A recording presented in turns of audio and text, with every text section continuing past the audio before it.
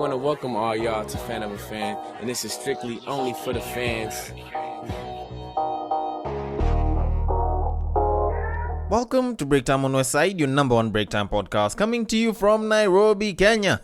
Now, much as I would like to get on the whole, so the man on the mic, blah, blah, blah, we had started a discussion in the previous episode, and it was really, really good. Like, it was actually interesting. And much as I would like to continue talking about other things, I should definitely let it continue all the way to the end, because some of y'all are actually listening in simply because this guy continued the discussion. So, without further ado, let's let this very interesting discussion continue. Well, I've seen myself in the mirror. I can't call that twerking. If it is, it must be really bad. No, we're not twerking. Maybe there are men who do, but I'm not a twerker. I'm more of a worker. Kind of rhymes, but no. The whole twerking thing, no. It's never worked for me. All right, great. I just wanted to kind of just ease things up a little bit for people. I would like to ask you a question, if you don't mind. Yes, please. Because of your audience, they're pretty youthful. I get a lot of girls between the age of, let's say, 20 and 23 who want to know whether they should break their hymen with their boyfriend who happens to be in their age group. But they've heard horror stories from girls in regards to that boy at that age didn't know what he was doing. And there's a fear that he's going to give me an experience that makes me hate sex from the onset. So later on in life, I hate sex because of an experience I had earlier on. Yeah. Versus her breaking a hymen with an older guy who knows what he's doing. What's your opinion on that? Honestly, yes. Whenever I hear something similar to that, right, I usually do kind of agree on one thing. Right. A lot of our youth like to think they're good at sex. They believe they're good at sex, but it's only because they've been told that they're good at sex. It's not like they've researched. It's not like they've tried to know how to be better at it. Who told them they're good at sex? Yeah, it's probably one of those first-time experiences where they were told, oh my goodness, you are good. Yet probably they didn't get the girl there. You know, it could just be one of those things where you're relying on... And the thing is, the girl who's saying you're good... or vice versa, their experience is limited, so any stimulus is good for them. Yeah, true. So it's more of you're waiting for your quote-unquote customer review, and you are told you are good. The reason why I asked that question is because, yes, I do get young women as my clients, but majority of my clients are women who are in their 30s and 40s. Okay. Based on one thing they've told me. When they met their guy, some of them were married by the time they were 19, and they were in a love bubble. And they thought, because I'm in love and I've met my prince, my king, I've been told that this is the guy I'm in love with and he's in love with me and he's going to give me the best sex. She then waits for the best sex to happen. They have their kids. And at some point, when she's now mature, she's a fully grown woman, she realizes, oh my God, I've been having really pathetic sex. I'm still waiting for great sex to happen. So by the time she meets somebody like me, she's never enjoyed sex, or if she has, it's limited. She's never had an orgasm. She's not too sure why that is. Squirting for her is like outer space thing. And at that point, I usually feel sorry because I'm thinking she's had 10, 12, 15 years of her sexual life that she can't get back based on a fallacy of romance, especially sexual romance, that never happened. The only romance that happened is she got a guy who can pay for bills. That's not a bad thing, but her vagina is left out in the rain. You get my point? Yeah. So she starts to explore and enjoy her sexuality in her 30s and in her 40s. Whereas my opinion on that is, I think young women need to have their first sexual initiation with somebody who can give them a sexual experience that's worthy. So that guy, in a sense, is doing other men a favor because she'll never hate sex because she understands the positive sides of sex. And that's why I agree with places like parts of Uganda and Rwanda where they teach women at an early age how to understand and own their orgasm. True. Whereas here, we're separated during our educational system, and then we end up meeting later on when we're a bit older, and, we're just thrown in the deep end and hope for the best. And sometimes the best is you prove a man can ejaculate, but the woman never has an orgasm. And I think that's just... very sad. So young women, should definitely look at those options. They should endeavor to have great sex with at least older guys who can give them a better experience, hopefully. So we can limit them thinking that sex is bad, or sex is always painful, or sex is always hurried. I've seen that. I've done this for a very long time, and it's a pattern I've seen. And I guess, like you said, young women or young people think they're really good at sex. So you find if she's never had an orgasm, she'll realize I've never really enjoyed sex when she's 28, 20, 29. And then by the time she's mustering courage to call somebody like me, a few other years have gone. So that's just, I think it's a pattern we should stop. That's my opinion anyway. Well, now to complete my opinion, do I think that women should go for older guys for their first time? I would say not exactly, because you can't exactly gauge it. True, you can't gauge who's going to give you. Yeah, which is why word of mouth usually tends to do quite a bit of a good job. It's kind of like the beginning of like the whole marketing pitch of it. If True, somebody says that he's good, if a couple of your friends say that he's good, then, well, maybe that could work. But ideally, I have also spoken to one or two babes who have actually mentioned that they've had an experience with an older guy and it wasn't good.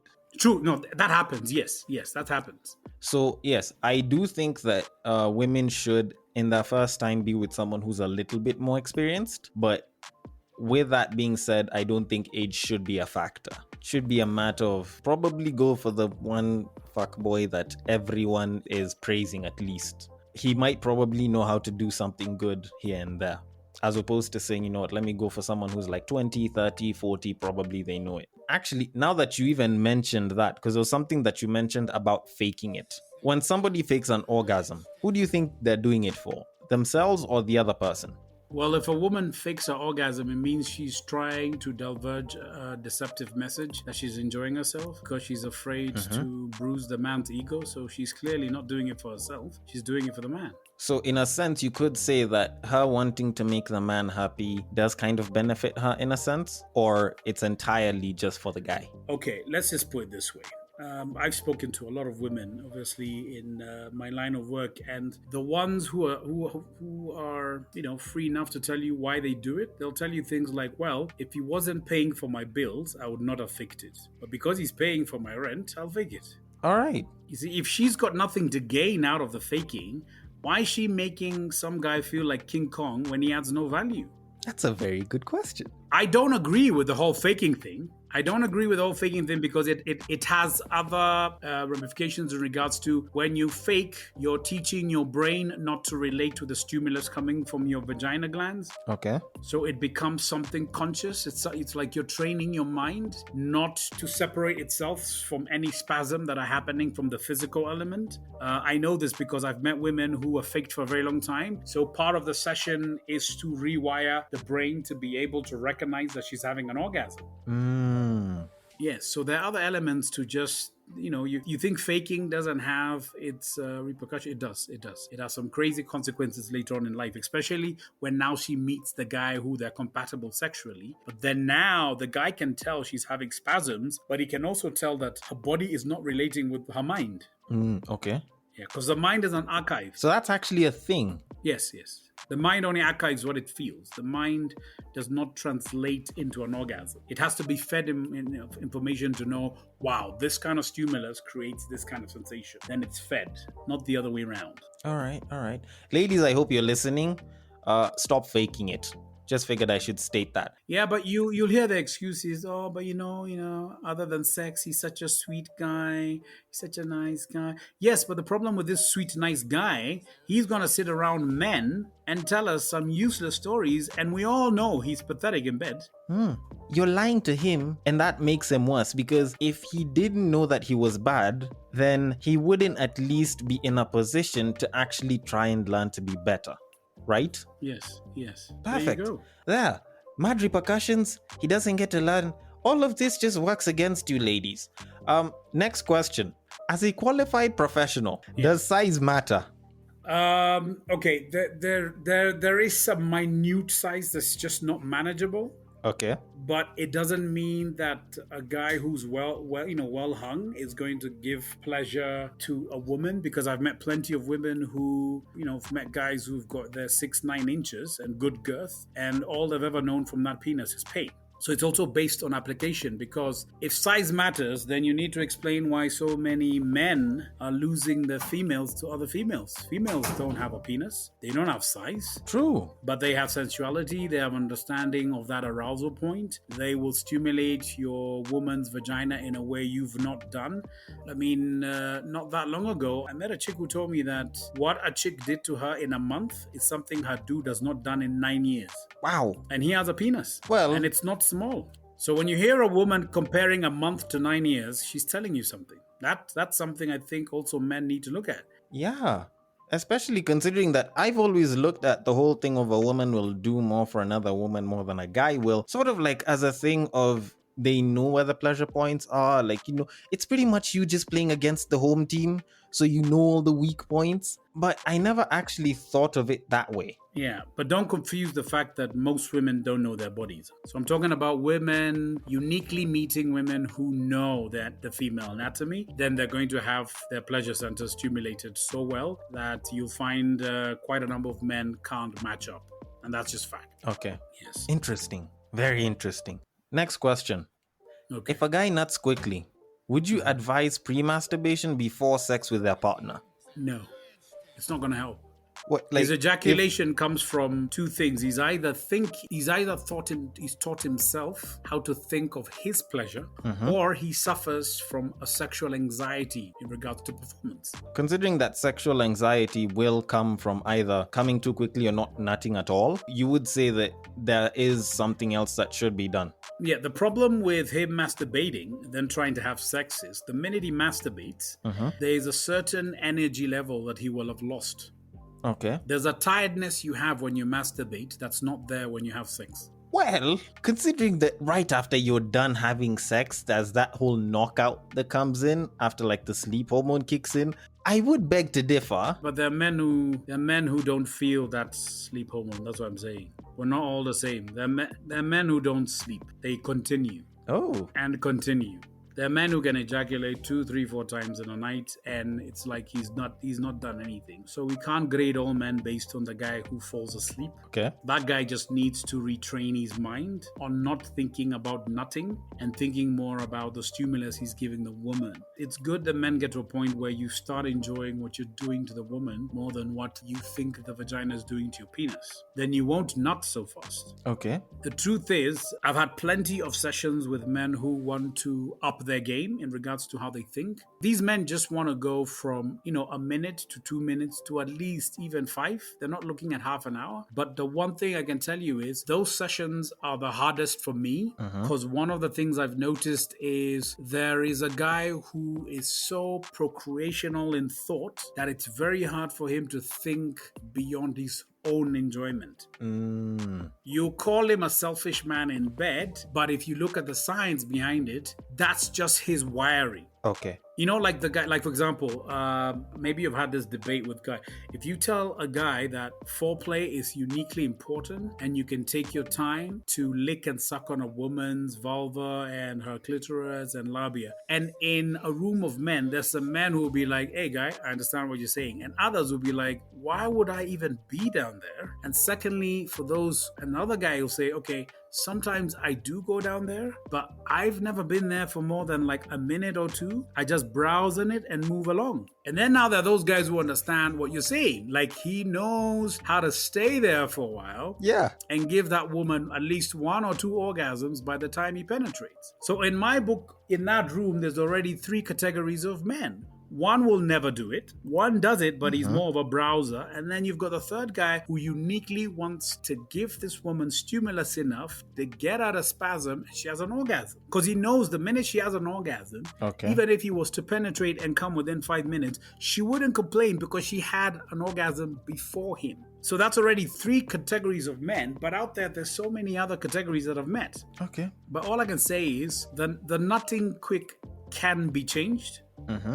But I tend to find my biggest hurdle when it comes to men is they don't want to strive to do better. They still the mentality of I pay the bills, I pay for her drinks, I pay for her food. The least she can do is make me come. If she comes, she comes. If she doesn't, that's not my business. That's an attitude that's out there. We can't pretend it's not. True. And But it's not my job to tell those men they're wrong. yeah, It's my job to just tell the men that we live in a different world and there are options out there. If you won't suck a vagina, somebody will do it willingly. agreed. And sometimes it's a girl. There are vagina suckers out there like Uber. I think there's more than Uber. It's crazy. Agreed. But now, if you said that the one that finishes too quickly will be the hardest to deal with, does that mean that the one who takes too long will be easier to deal with? Yes. Interesting. Because it's a matter of training the stimulus and something of the sort. Exactly. The one who takes long, he has enough time to know what he's going. The one who takes long at least has time to apply to the vagina. He just needs to learn new techniques of giving her better pleasure the right way. Ah, okay. The guy who comes too fast, he's never in the game. All right. You get my This point? is news. Yeah. It's like when you do a trip from Nairobi to Mombasa, the chick has not even figured Syokimau, and the other guy is in Mariakani. So how are you going to help that guy? Yeah, it's hard. It's very hard. It's very, very hard. Exactly. It just can be a task. Yeah. Next question. Yes. We usually like to talk about compatibility a lot. Whenever people are looking to get into a long-term relationship, people will talk about the physical compatibility. Is she fine? Is she thick? How do I like the way she looks? People talk about the emotional compatibility, stuff like matching love languages and so on. And then there's the psychological compatibility of sorts. And one thing that you talk about once or twice, actually, I did a bit of research and I realized you actually do talk about it quite a bit, is the sexual compatibility. Because I kind of do talk about the same thing. Now, considering all of those compatibilities that are there, how high up would you place sexual compatibility in the hierarchy of, the kind of compatibility you should look for in a mate? A long-term one. I struggle with such questions because we're assuming it's going to be long-term based on a certain variable, which never works. There are couples who thought they were just going to have sex for the weekend and they've been married for 19 years. There are couples who followed the right process, whatever right process is, and they thought they were going to be together for 40 years and they didn't make it the fourth month. I just think the one thing that people lack is friendship. If you go into a relationship with too much hierarchy, then it will fail. If there's too much reminder of I'm the man, you're a woman, and especially if you're traditionalist, yet you live a liberal life, you're trying to mix two things. There's a reason why people in shags will look like they're having, a functional relationship is because there are rules and guidelines that work in shags that are not working in Nairobi, because in Nairobi they're being superimposed because people have a traditional, variable or existence based on where they've come from. So if you're living a cosmopolitan kind of life, you have to look at, can you sustain a friendship? Not love. Love is a weak emotion that's very erratic, if you ask me. Okay. Friendship is the one thing that I see lacking in relationships. People are always saying, I love you. But yeah, as you're loving me, we love each other on Tuesday. By Friday, we're not talking. Sunday, we kind of love each other. Monday, there's another quarrel. It's very erratic. So the one thing I can say is, look at a partner that you can actually look at and go like, you know what? I can deal with their bullshit and I can deal with it for a very long time. I see that relationship working much better than saying, I hate their crap, but I occasionally like their good side. That's not going to work. You've got to deal with the habits that you hate the most and ask yourself, can I live with just seeing some random socks on the floor and not make a fuss about it? And if you can say yes, then it's a sock you're dealing with. Versus the tidy guy who you dropped the socks guy for. But tidy guy is also very good at tidying up after himself when he cheats on you. Interesting. He's also very romantic when he comes home. Yeah, so it's usually a matter of preference and priority rather than having one properly set of rules, you'd say. Yes. And the thing is, relationships mutate. So if we meet in our 20s and we plan to be together forever, forever can easily change, because when I'm 30 or when I'm 35 and you're 30 or 29, your dreams and aspirations may have changed. Mine are still the same. Okay. Interesting. But if we move away from the hierarchy where I'm not controlling every element of your life, then I'm giving you the opportunity to just be you, which means we have a bond, we have a friendship. I live my life knowing I'll support your dreams and you'll support mine. Agreed. Now that you've mentioned that, I wanted to run something by you. Considering that a marriage is a contract, Okay. and with the way contracts are, the marriage contract is a little bit special in that it's supposedly supposed to be forever. Would you say that having timelines on marriage contracts would actually work as something suitable for the future of our society? Considering that sometimes you're with someone for like 2-3 years, you think you know them. Then you get married, and all of a sudden it's like now they pull out the other cards. Now that's when you realize that there's a darker side to it. Now you realize that they're probably more annoying than you thought they could be. Would you say that, say, having contract lengths of Right. like 5, 10, 15, 20 years would work better for the current society that we're having right now? You're so right, because there's one thing I always say. Matrimony has evolved. Okay. Humans are evolving with our technology. So our traditional settings that used to give us a very narrow way of thinking, those walls have been broken. So now we need to look at, can we have those contracts? And can we have contracts that actually work in regards to, can we review what we look like 5 years from now? I think there should be a format where people can review what their relationships look like after a certain duration, whether it's 5 years or 10 years. Probably 5 years is more workable. Yeah. I've actually met couples who do that for their own sanity. After 5 years, they review their relationship. They review things they didn't like within the 5 years that happened, petty arguments that they registered that they should not have had and why they had it. Then they realize it was based on some form of insecurity. And they look at another 5 years where they don't have that insecurity anymore, because they just used to overthink a few things. I think there's that. And the thing is, any format of relationship is going to be harder now, because there's one thing humans have. It's called choice. Yeah. Once upon a time, we did not have it at the abundance we have it now. Is that because people are more liberal right now, so they're willing to divorce and remarry, or? People are not more liberal. People have always been liberal. People just were afraid of societal unwritten rules. Okay. There are people who could have easily walked out of relationships, but they couldn't because of societal rules, expectations, things that are engraved, but you can't see where they were engraved. But now people are bolder, because people are thinking, you know what, this is not working for me. And for the first time, they can actually say, fuck society. All right. So, yeah, just kind of divert into the whole choices thing that you had started mentioning. We have choice. When you look at attractions, they're everywhere. For example, when you hear things like men think about sex all the time, I totally disagree. There are times that we're too stressed to think about sex or even have an erection.